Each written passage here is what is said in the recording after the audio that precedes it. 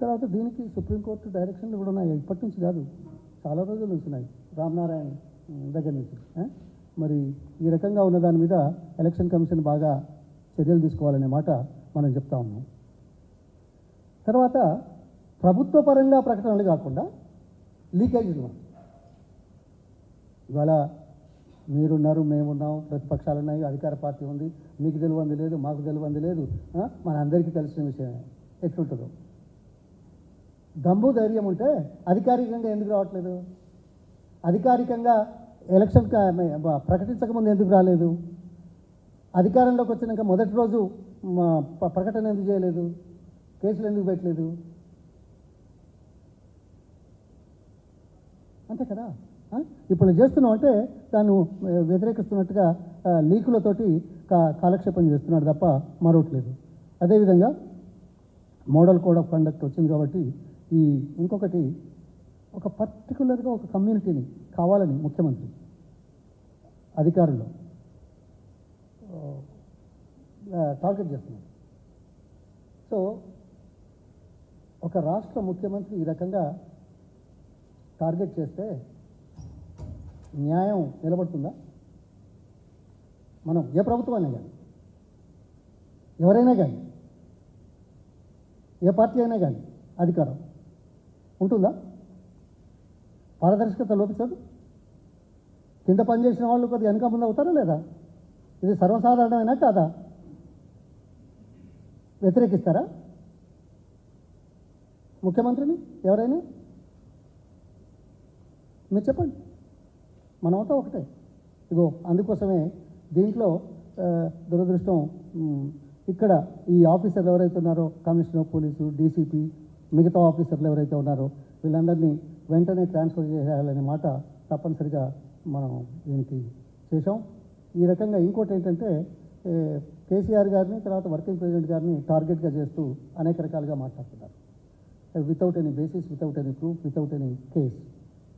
ధైర్యం ఉందా? లేదు కదా. ఊరికే మాట్లాడేస్తే అయిపోతుంది, రాజకీయాల్లో ఉన్నాం అనుకున్నారు. ఇక్కడ ఎవరు వీళ్ళు? మహేందర్ రెడ్డి గారు, శ్రీనివాసరెడ్డి ఎమ్మెల్యే గారు, తర్వాత ఒక మంత్రి, లేడీ మంత్రి ఆమె కొండ, వీళ్ళంతా ఏదో మాట్లాడారు. ఏది 31 మార్చి రోజు. దానికి కౌంటర్గా మరి జవాబు చెప్పాలని చెప్పేసి మరి పిటిషన్ కూడా వేశారు. సో ఇది కాలయాపన కోసం రాజకీయ కోణంలో చేసే కార్యక్రమాలే కానీ ప్రభుత్వ పరంగా న్యాయం కోసం చట్ట పరిధిలో చేసే కార్యక్రమాలు కావు అనేది చాలా స్పష్టంగా కనబడుతున్నారు.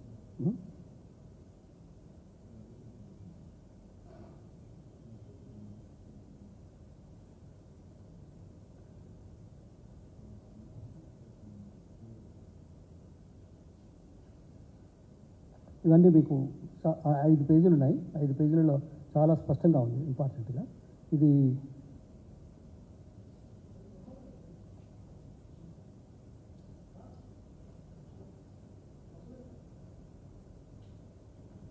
ఇప్పుడు పంజగుట్టలో ఫైల్ చేసిన కేసు ఏదైతే ఉందో ఇది ప్రభుత్వం చేయకుండా ఇది ఎలక్షన్ కమిషన్ పరిధిలోకి తీసుకుంటే బాగుంటుంది అనేది ఒక మెయిన్ చాలా స్పష్టమైన డిమాండు.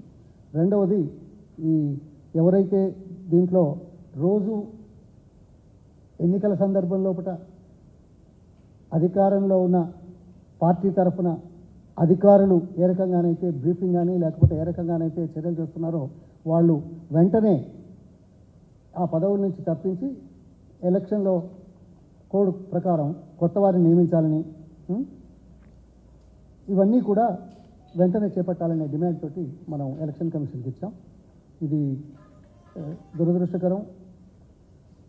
ఇది ఏదో తప్పు చేసిన వాళ్ళు బాధపడుతూ చెప్పే మాటలు కాదయా. తప్పు జరగకున్నా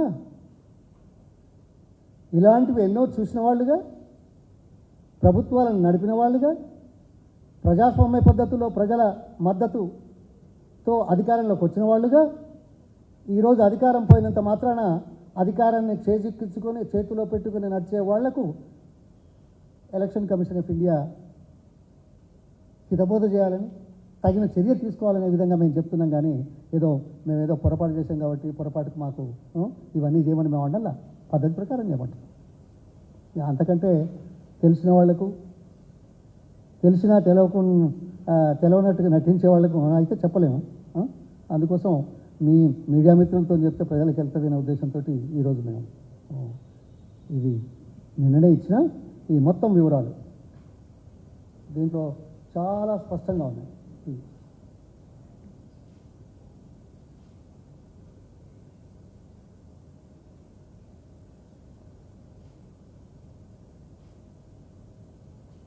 ఈనాటి రాజకీయాల్లో ఆరోపణలు ప్రత్యారోపణలకు ఊహించి మాట్లాడే రాజకీయ నాయకుల మాటలకు వచ్చే ప్రచారానికి ప్రజాస్వామ్య పద్ధతిలో ఎన్నికలు సవ్యంగా నడవడానికి దయచేసి ఎలక్షన్ కమిషన్ చర్యలు తీసుకోవాలని చెప్పేదానికి అంత ప్రచారం రాకుండా ఉండకుండా చూడాల్సిన బాధ్యత మీ మీద మా మీద ఉందని దయచేసి నేను కోరుకుంటున్నా. ఈ అంతకంటే నేనేమంటా ఒకటి రెండో పాయింట్ దీనికి సంబంధం లేదు.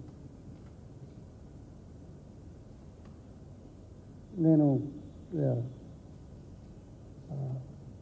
సోషల్ మీడియాలో పెట్టాను ఆల్రెడీ, ఇప్పుడు ఇంతకుముందే ఇక్కడ రాకముందు. ధాన్యం కొనుగోళ్ళు, రైతులు, ప్రభుత్వం, పవర్ పాయింట్ ప్రజెంటేషన్స్, అధికారులు, మంత్రులు, అందులో చాలా ఉన్నాయి విషయాలు. ఇలా 2-3 అంశాలు చెప్తాను. ఈ సంవత్సరం మార్చి 25గా వాళ్ళు ఓపెన్ చేసింది. గత సంవత్సరం కంటే ఎక్కువ ఓపెన్ చేసామని ఇంకో 100 అని చెప్తున్నారు.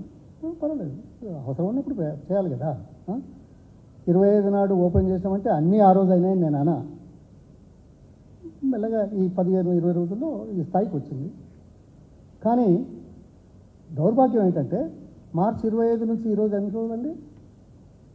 అవి 6 రోజులు, ఇది 15 రోజులు, ఈ ఆడితోటి 16 రోజులు, అంతే కదా. 21 రోజులు. సరే 20 రోజులు అనుకున్నాం. ఎన్ని ఓట్లు తీసుకున్నారే? 2,69,900 అంటే 2,70,000 టన్నులు. 20 రోజుల్లో 2,70,000 అంటే సగటున ఎంత పడుతుందా? చెప్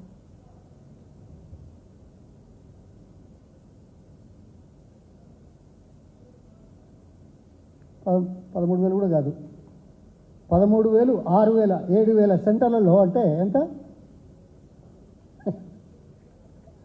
సగటున 2 టన్నుల, 3 టన్నుల, 20 టన్నుల. అదొక గొప్ప విషయం. ఎంత తీసుకోవాలి? 34 లక్షల టన్నుల ధాన్యాన్ని తీసుకునే నేపథ్యంలో 2,70,000 20 రోజుల్లో తీసుకొని ఇదే రేట్లో కనుక మీరు తీసుకుంటే ఎన్ని రోజులు కావాలి? మీరు లెక్క చేయండి దయచేసి. 20 రోజులకు 2,70,000 అంతేనా? 27 లక్షలు కావాలంటే 200 రోజులు కావాలి కదా. అయ్యో, ఈ రేట్నా? అంటే రైతులు పడిగాపులు కాస్తున్నారా లేదా? ధాన్యం కళ్ళాలలో సెంటర్లలో ఉందా లేదా? ఆ మాట దృష్టి పెట్టరే? ఏదో వచ్చేసి మీడియా ముందట పవర్ పాయింట్ ప్రజెంటేషన్ 7 లక్షలు చేసిందా, వాళ్ళకంటే 7,000 చేసిందా, వాళ్ళకంటే 100 కేంద్రాలు ఎక్కువ పెట్టిందా? జనాన్ని మభ్య పెట్టడానికి కదా. ఏమైనా అవగాహన ఉన్న ఇది ప్రభుత్వమేనా? ఏ ముఖం పెట్టుకొని ప్రజల ముందుకు వచ్చారే అధికారులు, మంత్రులు? అదే కాదు, ఏదోనట 5,000 రూపాయలు వాళ్ళ అప్పులు ఏదో తీసిందట. సివిల్ సప్లైస్ కార్పొరేషన్ క్యాపిటల్ ఎంతో తెలుసా? పేడప్ క్యాపిటల్ ఎంతో తెలుసా? ఆథరైజ్డ్ క్యాపిటల్ ఎంతో తెలుసా? దాని టర్నోవర్ ఎంతో తెలుసా? దాంట్లో అప్పులు ఎందుకు చేస్తారో తెలుసా? అప్పులు ఎందుకు చేస్తారు? ధాన్యాన్ని బట్టే రైతులకు ఇవ్వడానికి బ్యాంకుల నుంచి తీసుకొని రైతులకు ఇస్తారు. మళ్ళీ ఎప్పుడు చేస్తారు? ఆ ధాన్యం అమ్మినప్పుడు వచ్చిన డబ్బులు మళ్ళీ బ్యాంకులో కడతారు. నీకు 5,000 ప్రాఫిట్ ఇచ్చేదని చెప్తున్నావా నువ్వు 3 నెలల్లో? ఏం మాట్లాడతారా? ఏదో 3 నెలలు రాగానే ఈ అధికారంలోకి రాగానే వీళ్ళకి 5,000 కోట్ల రూపాయల ప్రాఫిట్ వచ్చినట్టు వాళ్ళ లోన్ తగ్గించినట్ట. ఎక్కడి తగ్గించినావు? ఉన్న సరుకును అమ్మిన దాంట్లో వచ్చిన డబ్బులు బ్యాంకులో డిపాజిట్ చేశారు. ఎవరైనా చేస్తారు కదా. అప్పు తీసుకున్నదే అందుకు కదా. నీ గొప్పతనం ఏంటాయా? అర్థమైందా? వాళ్ళ అవగాహన ఎంత ఉన్నదో, వాళ్ళు ఏ కోణంలో ఆలోచిస్తున్నారు. ఇగో ఇది ఈ ప్రభుత్వ పరిపాలన.